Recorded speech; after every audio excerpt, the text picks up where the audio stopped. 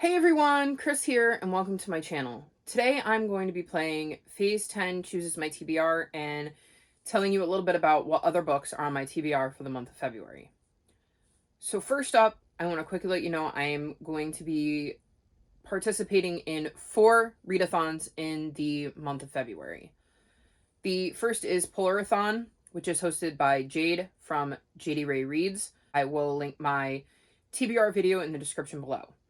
I am also going to be participating in Historathon, which is hosted by Amanda from The Curly Reader and Angie from Science Mama, and Historical Fictionathon, which is hosted by Bree, Amara, and Christy. Those are both readathons where you need to read historical fiction novels, and I will link my TBR video for that below. The last readathon I am planning on taking part in is Allies Along the Way. This is hosted by First Writers on Instagram, and I will link their announcement post and their Instagram in the description below. This readathon is based on the Crown of Feather series. They have created a bingo board that has a prompt that represents different characters in the book. And so I won't be picking out specific books for each of these prompts. I'm just going to see at the end of February how many of the prompts I managed to get to with the books I'm already planning on reading, since I already have a very bloated TBR. If you watched my TBR last month, you know that I'm trying to read all the books from Middle Grade Monthly this year, and that I am participating in Buzzwordathon as a monthly reading challenge, where I pick one book for the theme each month.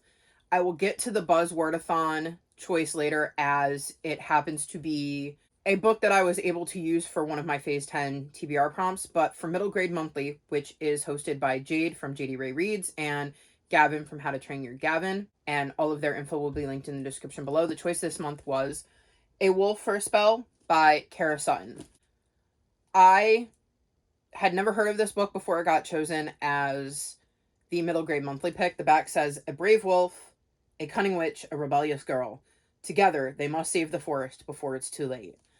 I know this also has something to do with Baba Yaga, so other than that, I don't know much about it, but I am really looking forward to giving it a try and seeing if I like it.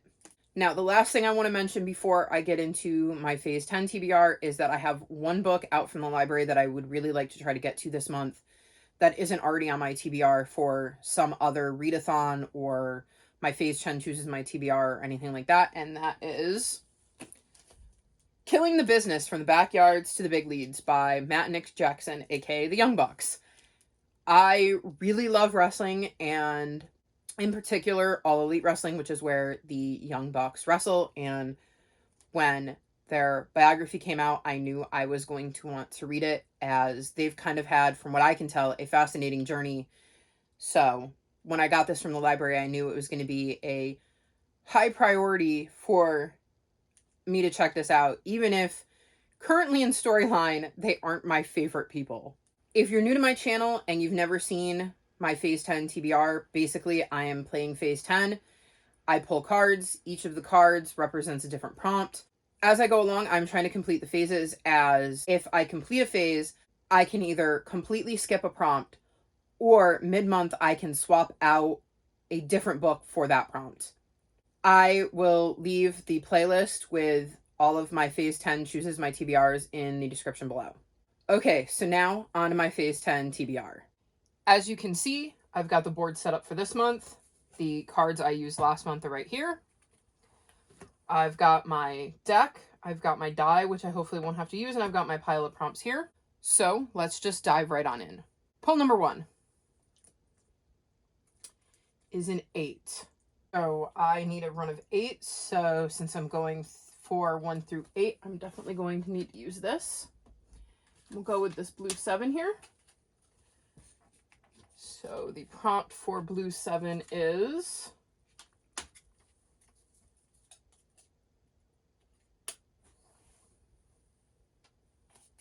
Pretty Cover. As you saw, first up is Pretty Cover. For this, I chose Frostfire by Jamie Smith.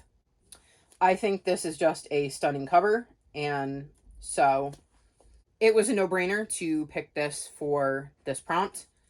This is a middle grade polar fantasy that was recommended by Jade, and I don't really know much about it, but Jade has pretty good taste in books, so I tend to trust her recommendations, and I'm looking forward to finding out what this book is all about. Draw number 2 is a blue 10.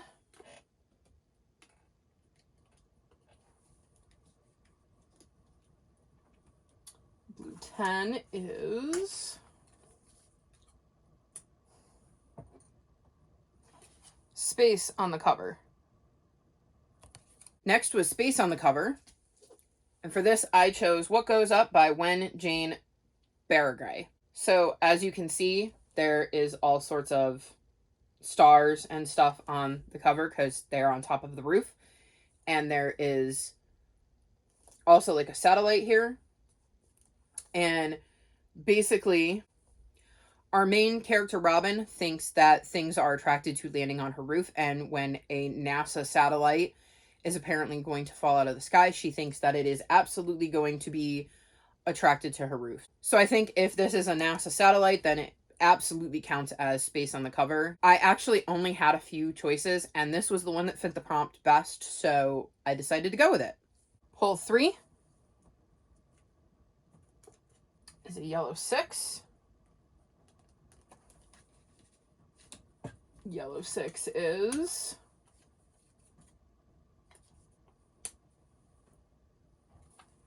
contemporary.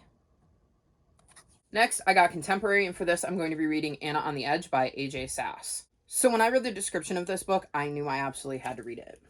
It says, Anna is juggling 2 different identities on one slippery sheet of ice.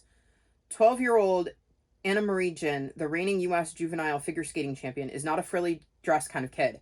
So when Anna learns that next season's program will be princess-themed, doubt forms fast. Still, Anna tries to focus on training and putting together a stellar routine worthy of national success. Once Anna meets Hayden, a transgender boy new to the rank, thoughts about the princess program and gender identity begin to take center stage. And when Hayden mistakes Anna for a boy, Anna doesn't correct him and finds comfort in this boyish identity when he's around. As their friendship develops, and with a major competition approaching, Anna must decide whether telling everyone the truth is worth risking years of hard work and sacrifice. Debut author A.J. Sass delivers a heartwarming and unforgettable story about a non-binary character navigating a binary world. I thought this sounded fascinating, and as somebody who is gender fluid, I am really looking forward to seeing some non-binary rep in a book, and so when I read the description, I knew I had to read this. Plus, I have always loved watching figure skating, so I'm looking forward to seeing how that plays out in this book as well. Draw 4 is a blue 11.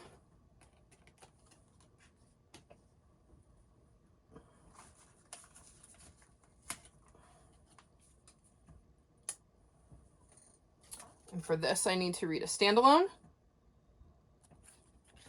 Next up, you saw I got standalone, and for this, I'm going to be reading Girl in the Blue Coat by Monica Hesse. So, this is my pick for Buzzwordathon, as this month's theme is color, so you just need to have color in the title, and obviously blue is a color. This is a historical fiction. We follow a woman who lives in Amsterdam during World War II, and she's delivering like black market goods to her customers and trying to keep her head down and not get caught. And one day, one of her clients asks her for help. The client isn't looking for a black market good, she's looking for a person. Her client had been hiding a Jewish girl, and she's gone missing, so she obviously needs to be found, as it is not safe for her to not be hidden. So I am very curious as to where this teen went and whether she's going to be found before the Nazis find her. And I'm also very curious as to the blue coat aspect. Obviously, I feel like it would be an important part of this book if it's the name of the title. So I'm hoping there's more to it than just she's well known for wearing a blue coat, that it kind of somehow plays into the plot, but I guess we'll see. Draw 5 is a yellow 12.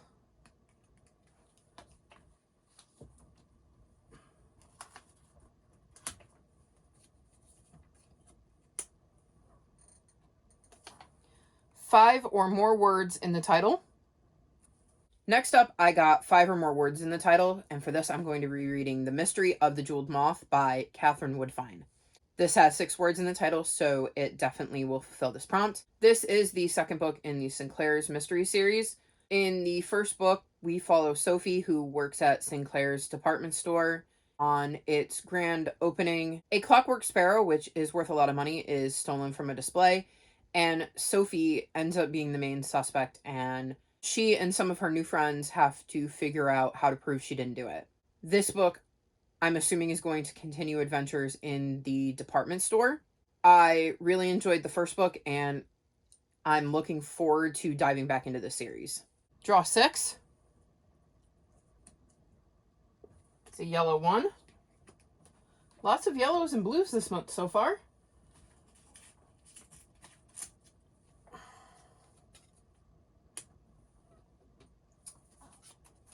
Start a series. Next up, I got Start a Series, and for this I will be reading The Polar Bear Explorers Club by Alex Bell.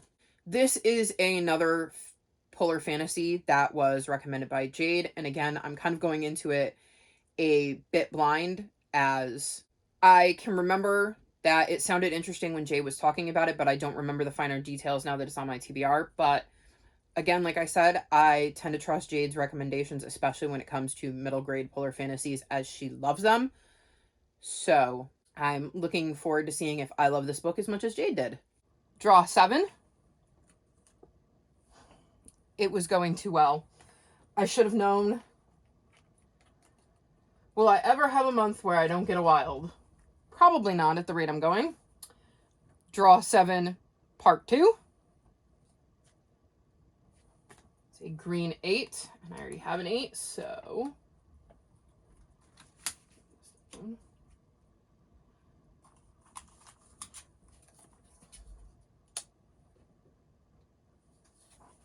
Book within a book.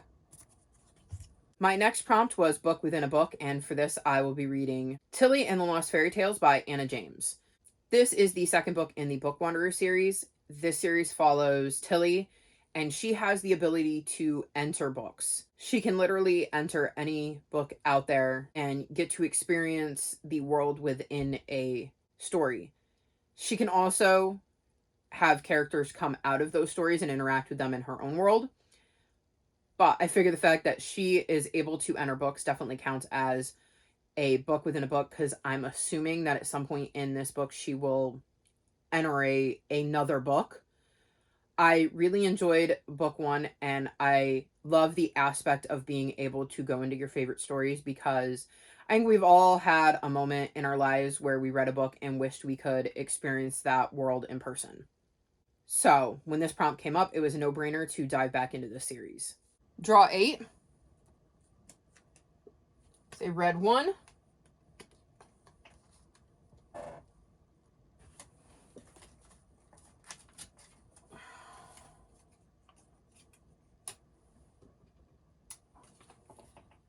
Disability Rep.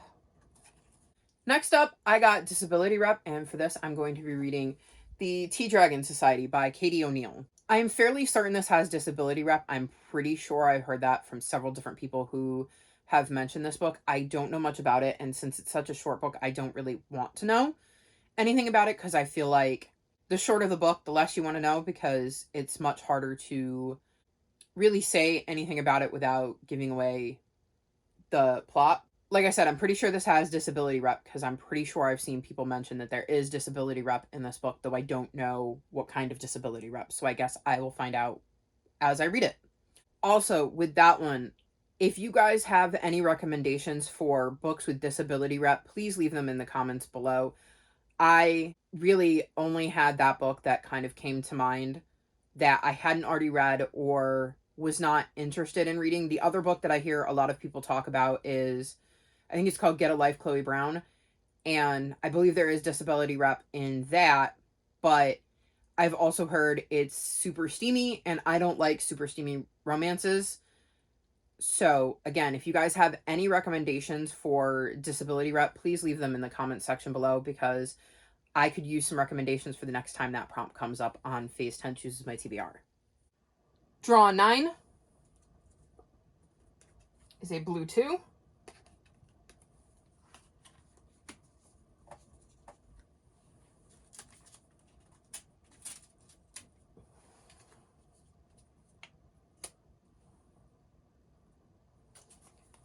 BIPOC rep. Next up, I got BIPOC rep, and for this, I'm going to be reading Root Magic by Eden Royce. This follows a set of twins named Jez and Jay who are living in 1963, and integration has begun. They are quite nervous as they will be starting school with a bunch of new kids, but they will also be learning root magic from their uncle. It says, Jez and Jay have always been fascinated by the African-American folk magic that has been the legacy of their family for generations, especially the curious potions and powders Doc and Gran would make for the people on their island. But Jez soon finds out that her family's true power goes far beyond small charms and elixirs, and not a moment too soon. Because when evil, both natural and supernatural, comes to show itself in town, it's going to take every bit of the magic she has inside her to see her through. So, this definitely has BIPOC rep, and it sounds absolutely fascinating to be able to see their magic and how it works, on top of reading about a time when integration was happening, as it's not a time period I've read a lot of books in. And my last regular draw is a blue 1.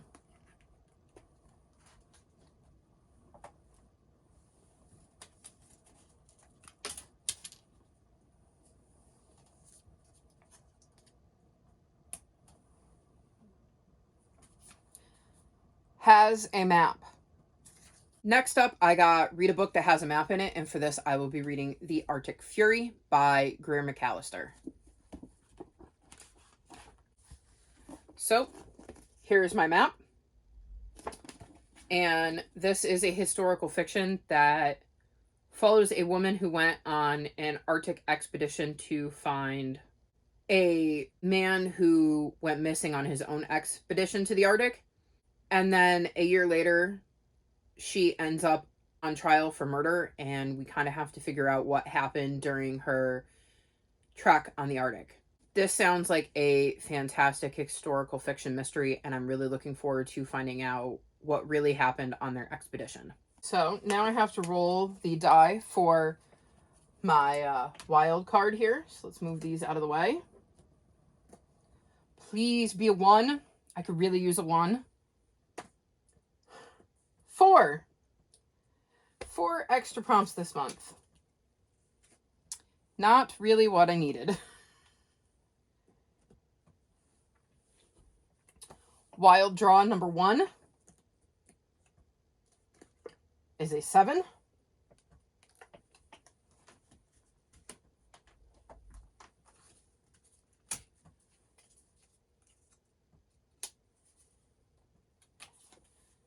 Highest rated. Next up, I got highest rated, and for this, I looked at all of my physical TBR shelves and looked at the highest rated books, and I picked the book that wasn't a sequel to a series that I wasn't to that book in, or that I didn't already have plans for that book. And for this, I got Riders of the Realm Across the Dark Water by Jennifer Lynn Alvarez. And the reason I got this book is it says on the front, perfect for fans of Aaron Hunter's Warrior series, which, if you've been on my channel, you know I love those books. I believe in these books we're going to be following Pegasi, who kind of live in different clans, and I don't know much about it, but if it's anything like Warriors, I will probably enjoy it, and it's pretty highly rated, so hopefully that means I will enjoy it too. Wild draw number 2. It's a red 1.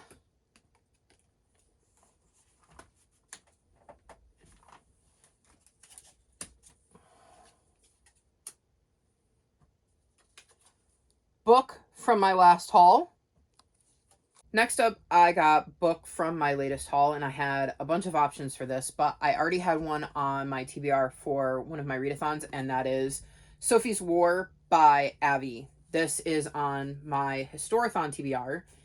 So this book follows Sophia in 1776 during the Revolutionary War. She is determined to help the Patriot cause. She ends up finding out that one of the Patriots is planning to switch sides, and unfortunately, because she's a woman, no one believes her. So she has to risk everything to prove that this person is planning on switching sides, otherwise, the Patriots might be doomed. I thought this sounded like quite the interesting read, and I haven't read too many historical fictions that are set around the Revolutionary War, so this should be quite interesting. Wild Draw number 3 is a blue 5.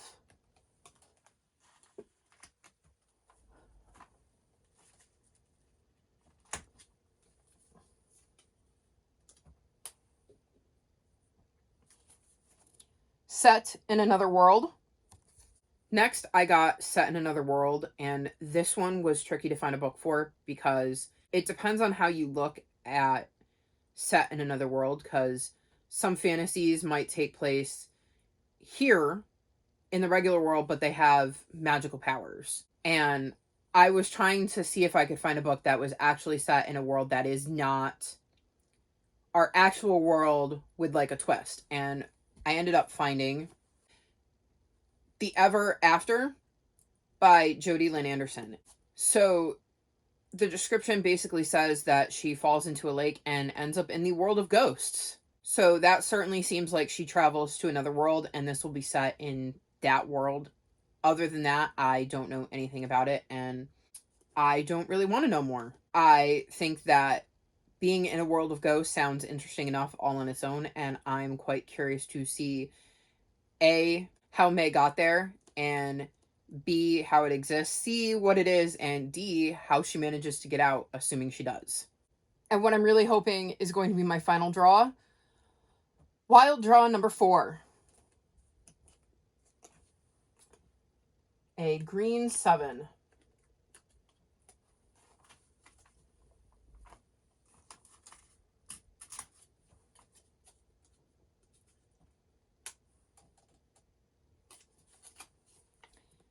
TBR game. Okay, so for TBR game, I decided to go with the simplest one, which is Becca's Bookopolython. This is the board she used for Bookopolython back in, I want to say, September. So I'm just going to use a random number generator to decide where I start. And there are 40 spots, so we'll just generate a number. I'm going to start on spot 30. So since there's 10 sides to a board, that means I will be starting on nature. I've got my 2 dice here, so we'll give them a roll. If I get doubles, because it is Becca's Bookopolython, I will indeed be rolling again, and I'm really hoping I don't get doubles. Okay. 7. 1, 2, 3, 4, 5, 6, 7. A chance card. So here are my chance cards, and I will see what I'm reading. Face Blind. And I can't read my own writing, but I think that says Lance Hovermail.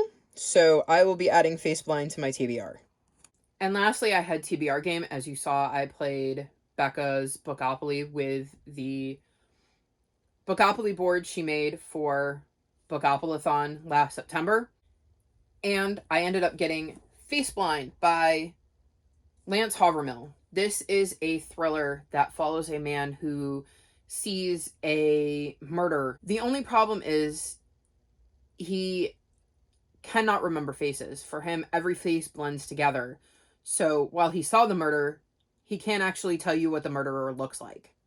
I thought when I read the description of this book that it sounded fascinating. The idea that this man does not have the ability to retain and recognize faces, but at the same time sees this murder and ends up having to prove that he wasn't the one that committed it, as again, he can't describe the person who did, so it definitely makes him look a little suspicious. This happened to be one of the books that I wasn't hoping to draw, just because I had such a bloated TBR that I was hoping to get one that was already on my TBR for one of my readathons, but I guess I'm reading this book this month, and hopefully it'll be a quick and fast read. So these are some of the books I'm planning to read in the month of February. Have you read any of these books? If so, let me know what you thought of them in the comments section below. If you've made it this far in the video, leave me horse emojis in the comment section. Like this video and subscribe to my channel, and I'll talk to you guys next time. Bye!